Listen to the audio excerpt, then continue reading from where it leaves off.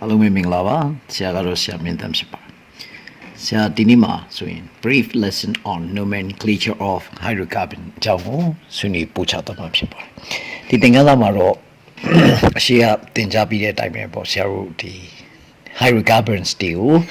အမည်ပေးတဲ့စနစ်အကြောင်းကိုအကျဉ်းချုပ်ပို့ချပေးမှာဖြစ်ပါတယ်သင်ခန်းစာကို revision လုပ်ပြီးသားလည်းဖြစ်အောင်ဆရာတို့အစအနေပြန်ပြောပါမယ်အဲ့တော့အစအနေပြောတဲ့နေရာမှာ hydrocarbon မျိုးစား2မျိုးကိုမမိမဲ့ထင်ပါတယ်ဒါတွေကတော့ saturated hydrocarbon နဲ့ unsaturated hydrocarbon တို့ပဲဖြစ်ပါတယ်အဲ့တော့ alkanes ရဲ့ alkenes ရဲ့ alkynes ရဲ့သုံးမျိုးမှာဆရာတို့က alkanes are saturated hydrocarbon ဖြစ်ပြီးတော့မှ alkenes နဲ့ alkyne ဟာ unsaturated hydrocarbon ဖြစ်ပါတယ်ပြန်ပြောရရင် hydrocarbon 2မျိုးရှိတယ် saturated နဲ့ unsaturated saturated မှာ alkanes ပါပြီးတော့ unsaturated မှာ alkenes နဲ့ alkynes တို့ပါဝင်ပါတယ်အဲ့ဒီသုံးခုဟာလေသူတို့ရဲ့တစ်ခုနဲ့တစ်ခုဟာမတူပါဘူး general formula မတူပါဘူး type of bond လည်းမတူသလို type of reaction တွေလည်းမတူပါဘူး alkane ရဲ့ general formula ဟာ CnH2n + 2 ဖြစ်ပါတယ်alkene ရဲ့ general formula ကတော့ CnH2n ဖြစ်ပြီး alkyne ရဲ့ formula ကတော့ CnH2n - 2 ဖြစ်ပါတယ် alkane ရဲ့ type of bond က single bond ဖြစ်ပါတယ် alkenes က double bond ဖြစ်ပြီးတော့မှ alkynes က triple bond ဖြစ်ပါတယ် reaction မျိုးစားကတော့ alkanes က substitution reaction ဖြစ်ပါတယ် alkenes က addition reaction ဖြစ်ပြီးတော့မှ alkynes တွေကတော့ substitution and addition reaction မျိုးစလုံးကိုဖြစ်စေနိုင်ပါတယ်prefix ရှေ့ဆက်မည်များရှေ့ဆက်မည်မှာဆရာတို့ကတက္ကသိုလ်ဝန်ထမ်းစစ်မှာကာဗွန်အလုံးကြီးအတွက်တစ်လုံးကနေ10လုံးထိလေ့လာတာဖြစ်တဲ့အတွက်ကြောင့်မလို့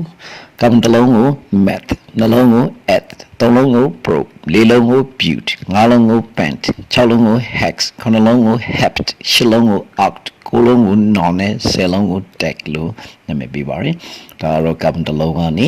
10လုံးထိ prefix လို့ခေါ်တဲ့ရှေ့ဆက်များဖြစ်ပါတယ်နောက်တစ်ခု alkanes တွေရဲ့ molecular formula နဲ့ suffix တွေကိုလေ့လာကြည့်အောင်ကာဗွန်အုံးရဲ့အတွက်တစ်လုံးကနေ10လုံးထိရှိတဲ့ alkanes တွေရဲ့ molecular formula ကိုတွက်ထုတ်တဲ့ general formula ကတော့ CnH2n + 2 ဖြစ်ပါတယ်အားလုံးဟာ CnH2n + 2 ဖြစ်တဲ့အတွက် ANE နဲ့ဆုံးပြရပါမယ်ဒါကြောင့်မလို့ကာဗွန်တစ်လုံးအတွက် CH4 methane ပြီးအောက်ကို ethane propane butane pentane စသဖြင့်အောက်ကိုသွားမှာဖြစ်ပါတယ်အဲ့ဒါတော့ alkene ရဲ့ကာဗွန်အလုံးကြီးသူကတော့နှလုံးကနေ10လုံးထိသွားပါတယ်သူရဲ့ညာဘက်ကတော့ molecular formula ဖြစ်ပါတယ် molecular formula ရဲ့ညာဘက်ကတော့သူရဲ့ prefix နဲ့ suffix လို့ခေါ်တဲ့နောက်ဆက်အမည်ပေးနည်းဖြစ်ပါတယ်prefix ကကာဗွန်အလုံးကြီးကိုကြည့်ပေးရတာဖြစ်ပြီးတော့မှ suffix ကတော့ general formula CnH2n နဲ့တွက်ထားတဲ့အတွက် ENE နဲ့ဆုံးရတာဖြစ်ပါတယ်အဲ့တော့ကာဗွန်အလုံး ethene ပြီး propane butane pentane စသဖြင့်နာမည်မဲ့ခေါ်ရတာဖြစ်ပါတယ်နောက်တစ်ခုကတော့ alkyne ဖြစ်ပါတယ်သူရဲ့ general formula ဟာ CnH2n - 2 ဖြစ်ပြီးတော့မှ YNE နဲ့ဆုံးပြရပါတယ်သူကလည်းကာဗွန်နှလုံးကနေကာဗွန်10လုံးထိပါဝင်ပါတယ် molecular formula ကတော့အောက်ပါအတိုင်းဖြစ်ပါတယ်နာမည်ပေးရင်အရှိကကာဗွန်အလုံးကြီးအတွက်တိုင်းပဲ eth ပြီးတော့နောက်က CnH2n - 2 ကြောင့်မလို့ YNE နဲ့ဆုံးပြရပါတယ်ဒါကြောင့်မလို့ ethine propane butane pentane စသဖြင့်မဲ့ခေါ်ရတာဖြစ်ပါတယ်အဲ့တော့ရမယ်ဆိုလို့ရှိရင်ဆရာတို့က nomenclature of alkanes တွေကိုစပါမယ်အဲ့တော့ nomenclature of alkanes မှာnaming system 3ခုရှိပါတယ်ပထမတစ်ခုက trivial system ဒုတိယတစ်ခု alkanes as derivatives of methane တတိယတစ်ခု IUPAC or Geneva system ဖြစ်ပါတယ် trivial system မှာ alkanes တွေကိုနာမည်ပေးတဲ့အခါမှာ ANE နဲ့အဆုံးသတ်ပေးရအောင်isomer ရှိတဲ့ alkane တနည်းအားဖြင့်ပြောရင်ကာဗွန်အလုံးကြီးအတွက်၄လုံးနဲ့သူရဲ့အထက်အဲ့ဒါလို hydrocarbon တွေကိုနာမည်ပေးတဲ့အခါမှာ carbon chain ဟာတန်တန်ဆက်ထားရင် normal လို့ပြောပါမယ် isopropyne တစ်ခုပါရင် iso လို့နာမည်ပေးရပါမယ် tertiary butane တစ်ခုပါရင် neo လို့နာမည်ပေးရပါမယ် isopropyne ကတော့အောက်ပါ formula လေးဖြစ်ပါတယ် CH3 single bond CH single bond CH3 ဖြစ်ပြီး ခလေ CH မှာ single bond လေးတစ်ခုပါပါတယ် သူ့ပိုင်းအဲ့ဒီ compound တစ်ခုလုံးရဲ့နာမည်ကို iso လို့နာမည်ပေးရမှာဖြစ်ပြီးတော့ tertiary butane formula ကတော့ပုံပါအတိုင်းပဲဖြစ်ပါတယ် CH3 သုံးလုံးပါတယ်ခလင်မှာ C လေးတစ်လုံးရှိပြီးတော့မှအဲ့ဒီ C ရဲ့အစွန်းမှာ single bond လေးရှိပါတယ်အဲ့တော့နမူနာပေးကြည့်ရင် CH4 CH3 single bond CH3 ပြီးလို့ရှိရင် CH3 single bond CH2 single bond CH3 isomer မရှိတဲ့ alkane ကိုပြင် methane ethane propane ပေးမှာပဲ hydrocarbon ဟာလေးလုံးကနေစပြီးတော့မှ isomer ရှိလာပါပြီဒါကြောင့်မလို့ butane ကိုပေးတဲ့အခါမှာတန်တန်ဆက်ထားရင် normal butane ပါဟာဒီမှာ isobutane အုပ်စုတစ်ခုပါတဲ့အခါမှာ isobutane အုပ်စုတစ်ခုပါတဲ့အခါမှာ isobutane ဖြစ်ပါ pentane မှာ isomer 3ခုရှိပါတယ်တန်တန်ဆက်ထားရင် normal pentane ဖြစ်ပါတယ် isopropyl တစ်ခုပါရင်ဒီမှာ isopropyl တစ်ခုဟာဒီစက်တန်းရဲ့အစွန်းမှာပါရင် isopentane ဖြစ်ပါနောက်တစ်ခု tertiary butane လေးဟာဒီအစွန်းမှာပါနေမယ်ဆိုလို့ရှိရင်ဒါဟာ neopentane ဖြစ်ပါတယ်ဒါကတော့ alkanes တွေရဲ့ trivial system ရအမည်ပေးနည်းဖြစ်ပါတယ်နောက်တစ်ခုကတော့ alkanes တွေကို derivatives of methane ကနေဆင့်ပွားအမည်ပေးခြင်းဖြစ်ပါတယ်အဲ့ဒီစနစ်မှာ compound အလုံးဟာ methane ဆိုတဲ့နာမည်နဲ့ဆုံးရပါမယ် CH4 ဟာ methane ပါပဲဒီနေရာမှာ substituent လေးတွေကိုကြည့်ပြီးတော့မှပေးရမှာဖြစ်ပါတယ် substituent ဆိုတာကတော့ methane CH3 single bond နဲ့ ethane CH3 single bond CH2 single bond လို့ပဲဖြစ်ပါတယ်အဲ့တော့ပုံမှန် CH4 ဆိုရင် methane လို့ပေးရပါတယ်ဒုတိယတစ်ခုကတော့ methane ကို methane လုံး join ထားတဲ့အတွက် methane လို့ပေးပါတယ်တတိယတစ်ခုကတော့ခလေက methane ကိုအရှိမ methane တစ်လုံးနောက်မှ methane တစ်လုံး join ထားတဲ့အတွက် dimethane လို့ပေးပါတယ်နောက်တစ်ပုံကတော့ဒီ methane တစ်လုံးကိုအရှိမ methane နောက်မှ ethane join ထားပါတယ်ဒါကြောင့်မလို့ ethane methane လို့ပေးပါတယ်ethane နဲ့ methane ကိုရင်းအခရာစင်လိုက်ရေးရတာဖြစ်တဲ့အတွက် EB မှာ M ကိုရေးရပါတယ်နောက်ဆုံးတစ်ခုကတော့ methane ရဲ့ပတ်လည်မှာ methane လုံးလုံးရှိတဲ့အတွက်ကြောင့်မလို့ trimethane လို့ခေါ်ပါတယ်ဒါကတော့ derivatives of methane စနစ်အရ alkanes တွေကိုနာမည်ပေးပြီးဖြစ်ပါတယ်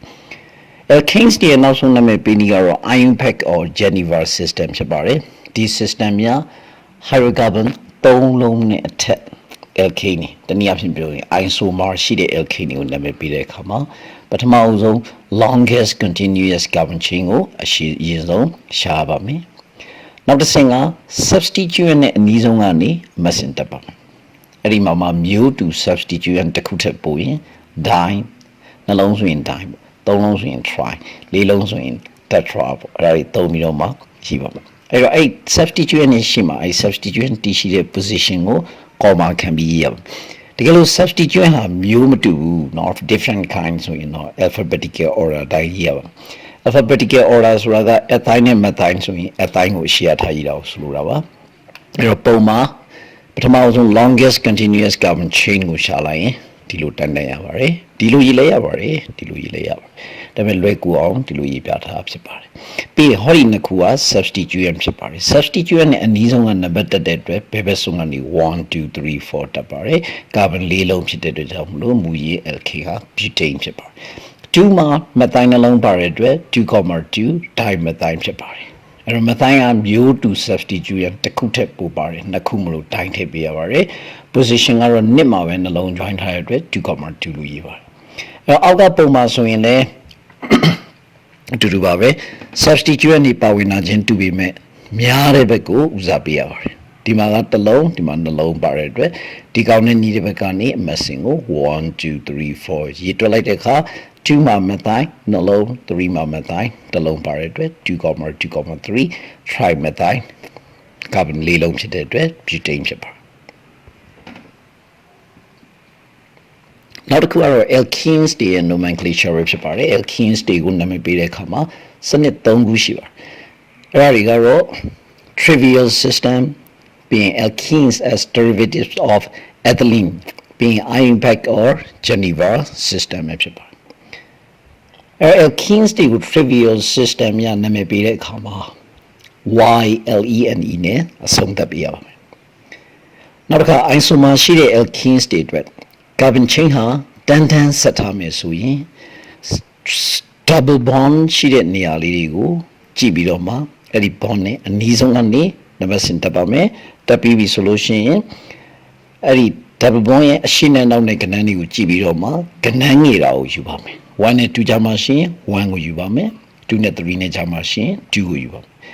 1 2လို့မပေးချင်ဘူးဆိုရင် alpha beta နဲ့ပေးလဲရပါတယ်နောက်တစ်ခုကတော့အဲ့ဒီအစွန်းမှာပေါ့နော်တန်းတန်းရှိတဲ့အစွန်းမှာ isopropyne တစ်ခုပါရင် iso လို့နာမည်ပေးရပါမယ် compound တစ်ခုလုံးဒါမှမဟုတ် tertiary butane တစ်ခုပါရင် neo လို့နာမည်ပေးရပါအဲ့တော့ပထမတစ်ခုနဲ့ဒုတိယတစ်ခုနဲ့ဟာ isomer မရှိတဲ့အတွက်ကြောင့်မို့လို့ trivia မှာ YLE အနေနဲ့ဆုံးရပါမယ် carbon နှလုံး ethylene carbon 3လုံး propylene စသဖြင့်နာမည်ပေးရပါ butylene မှာ isomer ရှိလာပါပြီဒီမှာက double bond ကနောက်ဆုံးမှာရှိနေပြီဒုတိယဘုံက double bond ကခက်တယ်မှာရှိပါရှိတဲ့အခါမှာ double bond နဲ့အနီးဆုံးဆွန်ကနေရေးကြည့်ပါ1 2 3 4 double bond က1နဲ့2နဲ့ကြာမှရှင်သူကို1 butylene လို့ပေးပါတယ် take smaller number ခဏငယ်တာကိုယူပါ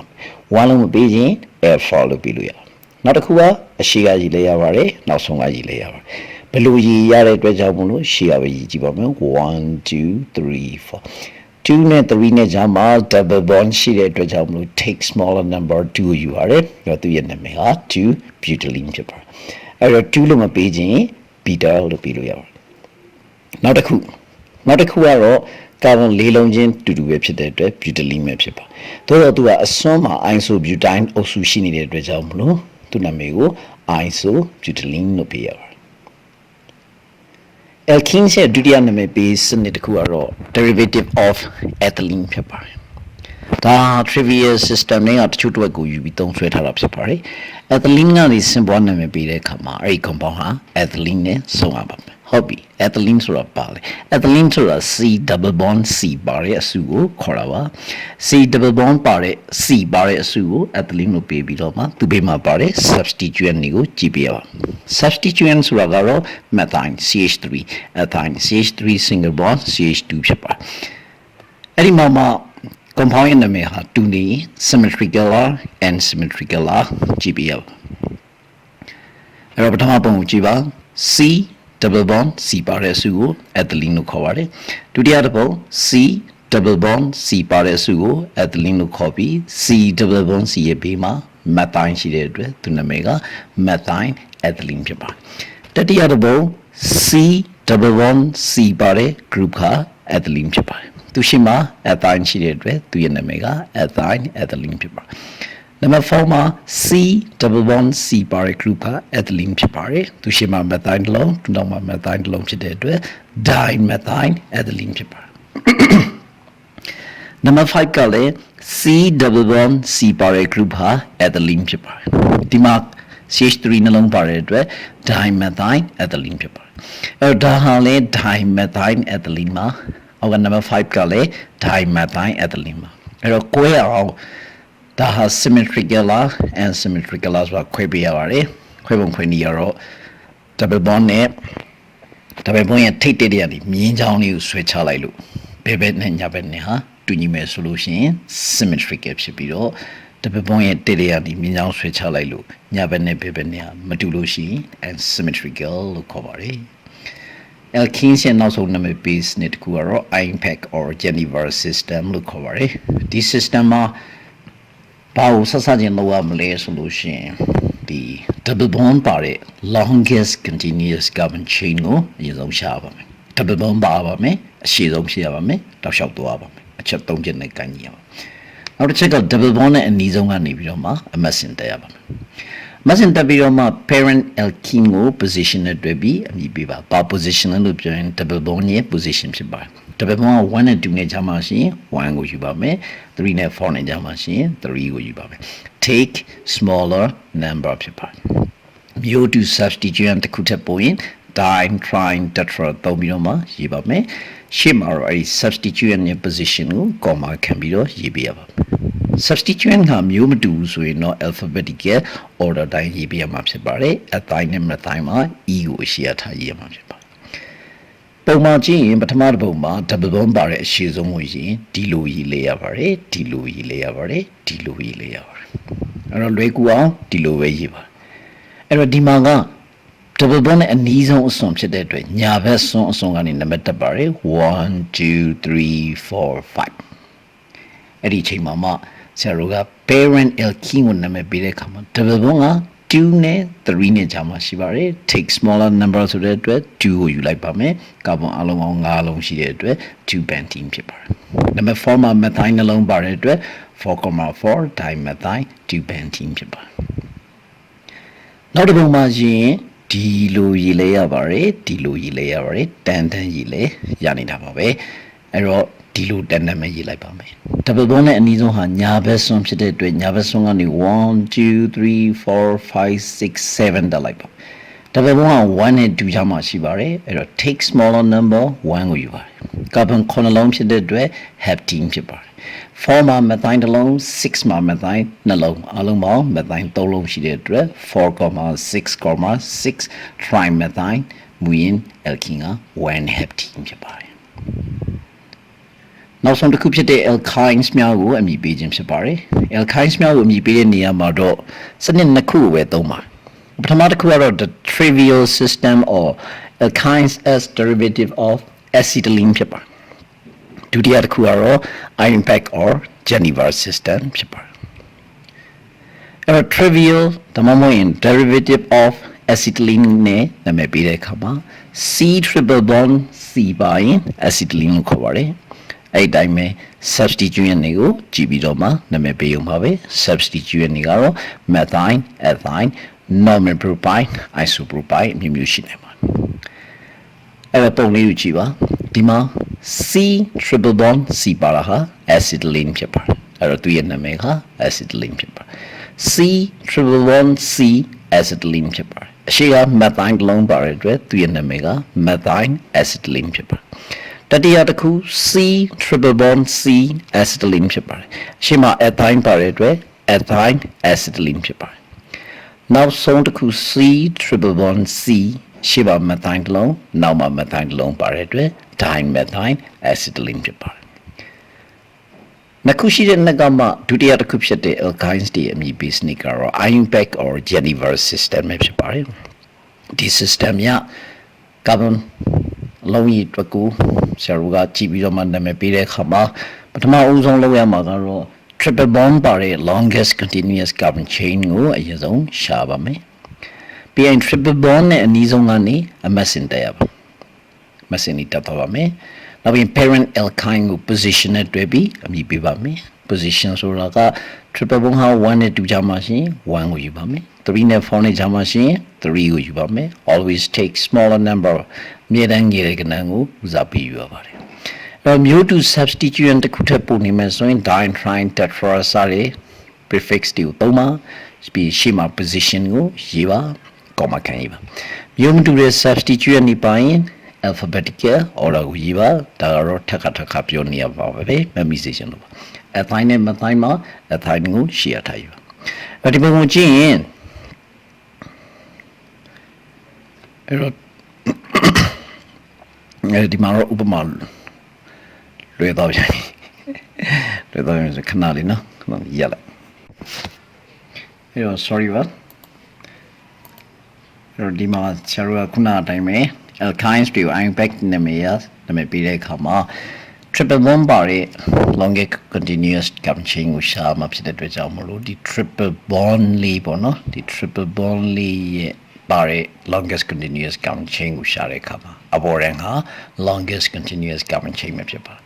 အဲ့တော့ဒီမှာမှ triple bond က1နဲ့2ကြားမှာရှိတဲ့အတွက် take smaller number 1ကိုယူပါရယ်ကာဗွန်5လုံးဖြစ်တဲ့အတွက် pentane ဖြစ်ပါတယ်3မှာ ethine တစ်လုံး4မှာ methine တစ်လုံးပါတဲ့အတွက်နာမည်ပြည့်စုံက3 ethine 4 methine 1 pentane ဖြစ်ပါတယ်ဒုတိယတစ်ပုံမှာလည်းအဲ့တိုင်းမှာပဲ triple bond ပါတဲ့ longest continuous carbon chain ကိုရင်ဒီလိုရေးလဲရပါတယ်တန်တန်ရေးလဲရပါတယ်တန်းတန်းရေးလိုက်တဲ့အခါမှာနံပါတ်စဉ်စတက်တဲ့အခါမှာ triple bond နဲ့အနီးဆုံးကနေစတက်တဲ့အတွက်ညာဘက်ဆုံးကနေစတက်ရပါတယ်အဲ့ triple bond က2နဲ့3နဲ့ကြားမှာရှိတဲ့အတွက် take smaller number 2ကိုယူပါတယ်အဲ့ကာဗွန်အလုံး6လုံးဖြစ်တဲ့အတွက်2 hexane ဖြစ်ပါတယ်အဲ့ဒီမှာ4မှာ methine နှလုံး5မှာ methine နှလုံးစုစုပေါင်း methine ဟာ4လုံးရှိတဲ့အတွက် tetra methine ဖြစ်ပါတယ်နာမည်ပြည့်စုံက4 5 tetra methine 2 hexane ဖြစ်ပါတယ် ဒီ nomenclature of hydrocarbon နဲ့ပတ်သက်ပြီးတော့မှဆရာရဲ့ဟောပြောပူချမှုကတော့ဒီလောက်ပဲဖြစ်ပါတယ်ကြည့်ရပေးတဲ့အတွက်လည်းအားလုံးကျေးဇူးအရင်တင်ရှိပါတယ်ကိုစိတ်နှပြချမ်းသာချမ်းသာကြပါစေ